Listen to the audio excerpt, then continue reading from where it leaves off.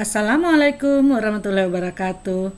Ketemu lagi dengan Ibu Haryani, belajar biologi, materi ruang lingkup kelas 10 dengan tema objek biologi, permasalahan biologi dan manfaatnya. Objek dari biologi adalah semua makhluk hidup dari tingkat organisasi kehidupan. Kita akan bahas mulai dari molekul sampai bioma. Yuk kita bahas satu persatu. Diawali dari molekul.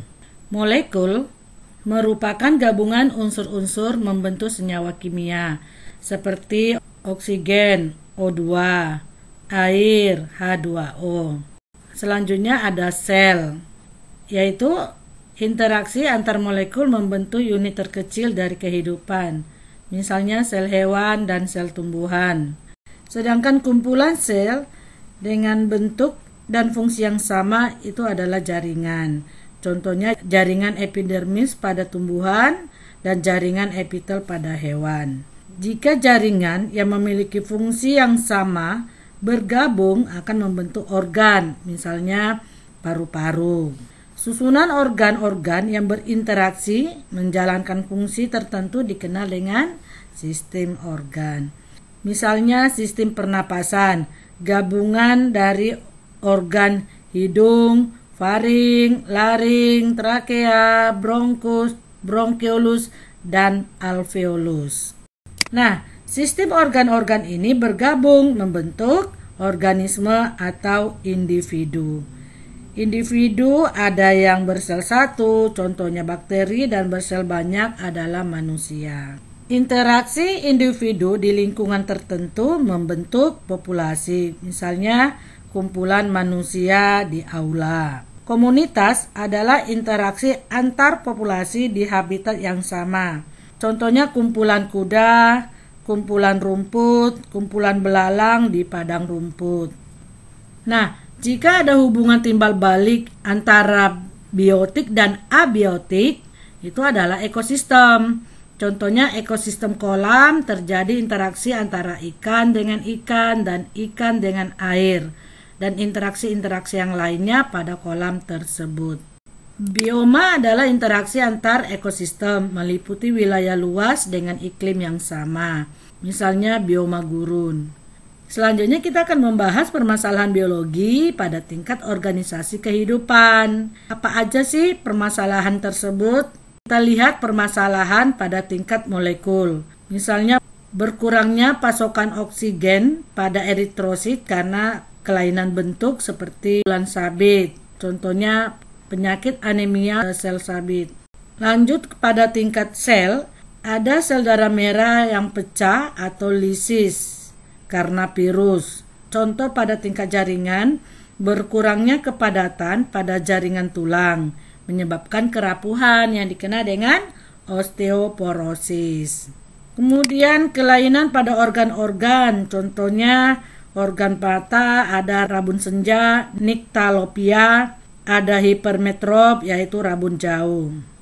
Permasalahan biologi tingkat organ, contohnya penyempitan saluran pernapasan pada penderita asfiksi.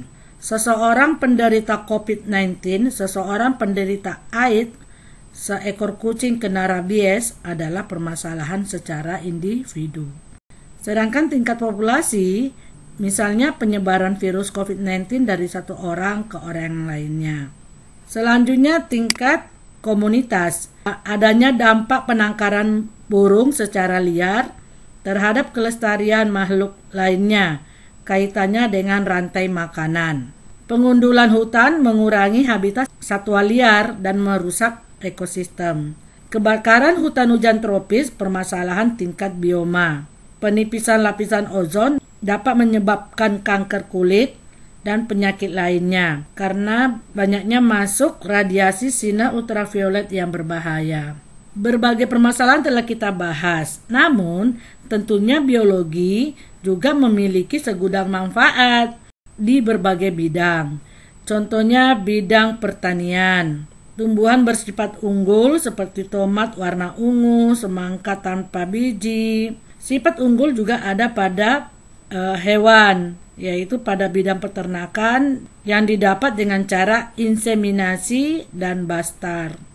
Sedangkan pada bidang kedokteran, Salah satu contohnya pergantian jaringan atau organ.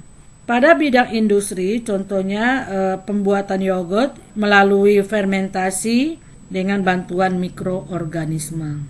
Pada bidang perikanan, melakukan budidaya ikan dan upaya pelestarian ekosistem perairan. Biologi juga dapat dimanfaatkan pada ilmu kriminologi loh. Misalnya kasus perebutan anak dibuktikan dengan tes DNA. Lembar kerja peserta didik, materi ruang lingkup dengan tujuan pembelajaran. Peserta didik dapat mengidentifikasi tingkat organisasi kehidupan dan permasalahan biologi.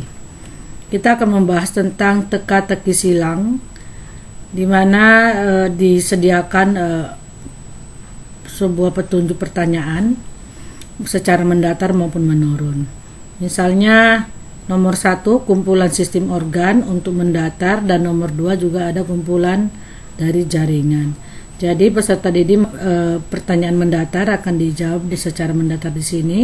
Kemudian nanti nomor 1 yang pertanyaan menurun juga akan dijawab ke bawah. Dan selanjutnya, guru akan memberikan suatu catatan cantik di sini dan memberikan nilai dan tanda tangan. Ini adalah salah satu contoh RPP ruang lingkup biologi. Teman-teman seprofesi tentu lebih paham, lebih bagus RPP-nya, tapi ini sebagai contoh saja yang dapat kita pakai.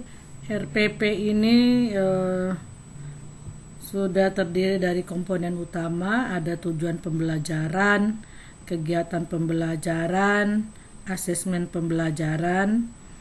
Kemudian kita merujuk pada surat edaran Mendikbud nomor 14 tahun 2019 tentang penyederhanaan RPP yang dilaksanakan secara daring. Pada kegiatan pembelajarannya sudah ada pendahuluan dengan adanya kegiatan literasi, kemudian ada kegiatan inti. Di dalamnya sudah ada kolaborasi, critical thinking, communication. Akhiri dengan penutup, diharapkan ada unsur creativity. Semoga bermanfaat. Terima kasih.